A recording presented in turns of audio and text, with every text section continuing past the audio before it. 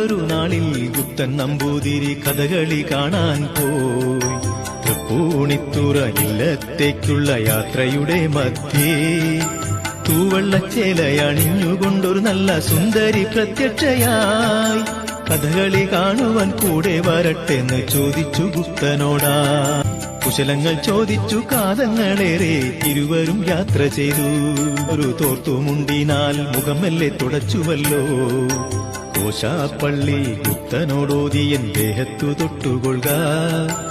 പടിയിലേക്കൊരു വട്ടം നോക്കുവാൻ കൽപ്പിച്ച ഗുരുവിന്റെ വാക്കുകളെ അനുസരിച്ചങ്ങോട്ടു നോക്കിയ ഗുപ്തൻ ആകെ തരിച്ചുപോയി. തോർത്തുമുണ്ടിന്റെ ശക്തിയാൽ രക്ഷിക്കു ഗുപ്തനെ തൊട്ടുകൂടാ. ചോറ്റാനിക്കര ക്ഷേത്രത്തിലേക്ക് വലങ്കാലെടുത്തു വെച്ചു. ഇടങ്കാലിൽ യക്ഷിതൻ ദീർഘമാം പാണികൾ വേഗം പിടുത്തമിട്ടു. അമ്മതൻ തിരുനട താനെ തുറന്നു ഭൂലോകം നോക്കി നിന്നു. അഷ്ടദിശകളെ ബാഹുക്കളാക്കി താണ്ഡവമാടിയമ്മ.